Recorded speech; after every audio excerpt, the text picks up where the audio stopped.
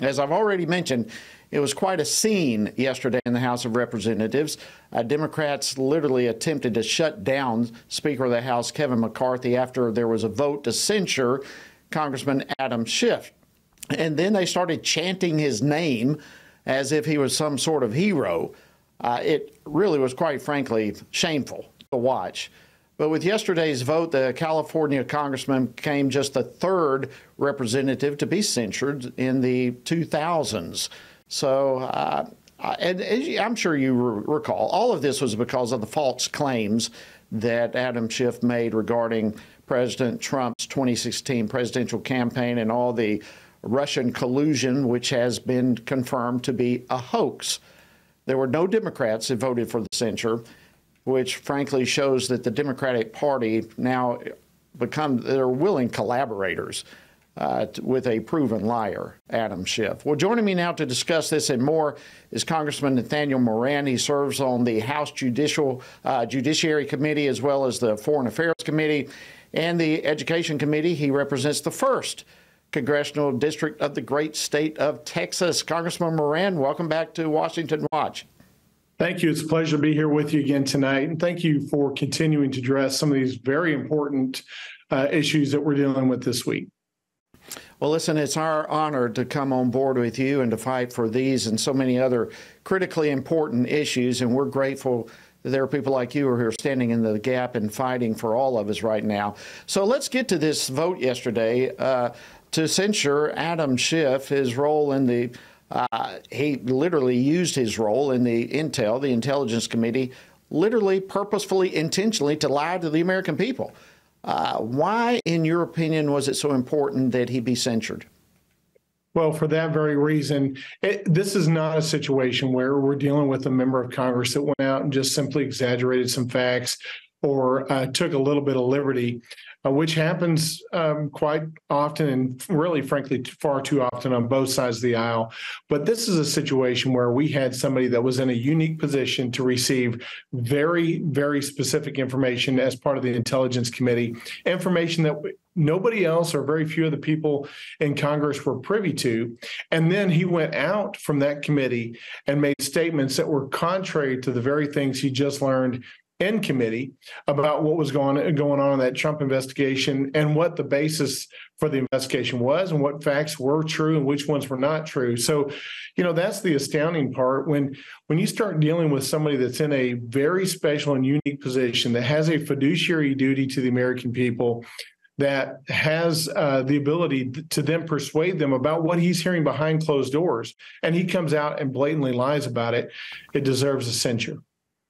It really does. And what is equally disturbing to me, I'll just have to tell you, was the response of the Democrats after that censure vote. It really was chaotic. It was embarrassing. It identified, at least in my opinion, the entire Democratic Party in Congress to be collaborators with a known liar. Describe the scene after the vote. What was it like? You were there. Yeah, it was unique to be there. And when Speaker McCarthy got off the dais, I took over right after that moment. So I was standing right there down in the well when it all happened. And as he tried to read that censure to Adam Schiff there in the middle of the session, and it was just wild to watch them cheer and clap and congratulate him. They leaned into it. They doubled down effectively on his behavior. Not one person on the Democratic side was willing to stand up and say, you know what, this is inappropriate behavior.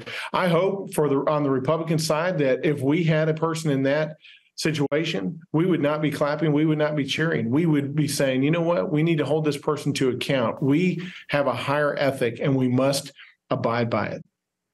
Yeah. And across the board, historically, it seems that is the case. We tend to do a better job at holding our own accountable, but the Democrats. So what conclusions do you come to at looking at this temper tantrum, if you will, in response to the vote? Did that communicate anything to you about the Democratic Party? Well, it communicated first that the ultimate goal and the ultimate justification for most of the actions on the Democratic side these days is the end. And they're going to say the end justifies the means. So they're going to use any means possible to proceed with their liberal agenda. And that's simply not the Judeo-Christian ethic. That's point number one. The second takeaway was because they were cheering and clapping and congratulating him, then that tells me they're not planning to change that behavior. If we're not going to hold people accountable for their past behavior and admit that it was wrong and turn from that, then obviously they're planning to continue that behavior. And that does not give me a great amount of confidence in the Democratic Party. We're talking with Congressman Nathaniel Moran. I think you're spot on with that. I think your answer there is extremely insightful. I believe they do show that they have absolutely no intentions whatsoever of changing their behavior if whatever behavior is going to help advance their agenda. And that's a frightful thing. Even Congressman Schiff said he has no regrets whatsoever. I think obviously this is worth it to him just to raise his profile. It looks as though he's going to be running for Senate. So what's your response to him saying he has no regrets whatsoever? Well, my response to him is the same as it would be for any of my Republican colleagues in that situation. That is, like, if you're gonna make a mistake, and we all make mistakes in this life, if you're gonna intentionally choose the wrong path, at some point when you realize that, and hopefully he does realize that internally, you've got to admit that publicly. You have to make right those wrongs, and you have to convince yourself internally you're not going to repeat that mistake. You're not going to go down that path again. It's the simplistic message of grace, forgiveness, and reconciliation. But a lot of that in the Scripture says, hey, you have to admit that you're wrong, and you have to turn from your wicked ways. That's where forgiveness is, and that's where reconciliation is. It's waiting there for him, just like it would be for a Republican. And I just hope he seizes that down the road. I'm hopeful about that, but quite honestly, I don't expect it.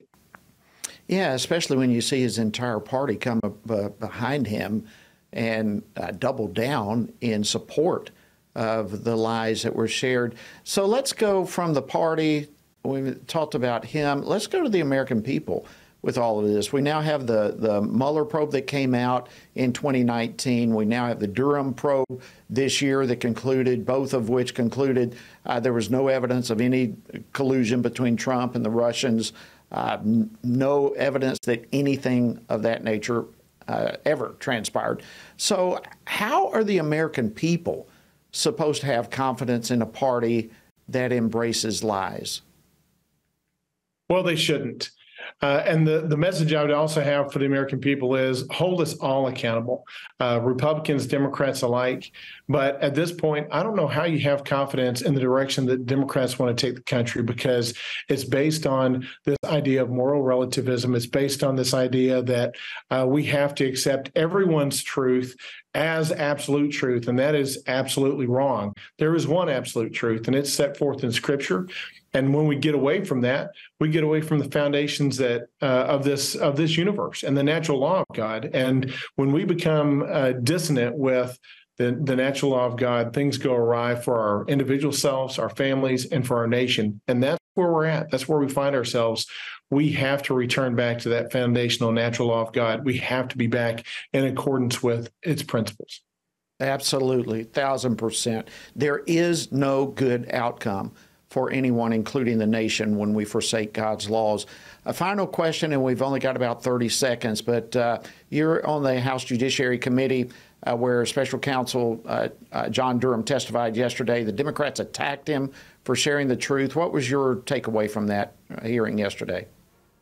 The thing that I emphasized when I asked questions of Mr. Durham was the fact that this investigation did not really seek to follow any of the typical FBI procedures in any other investigation that it would have undertaken. It skipped over procedures to interview the appropriate witnesses, to corroborate evidence, to provide exculpatory evidence to the FISA court. It didn't do any of that because it was so politically motivated. It had already determined what end it wanted to reach, and it was going to do all possible to get to that end, and that was to try to throw Mr. Trump under the bus. And we can't have a justice system like that. We simply cannot.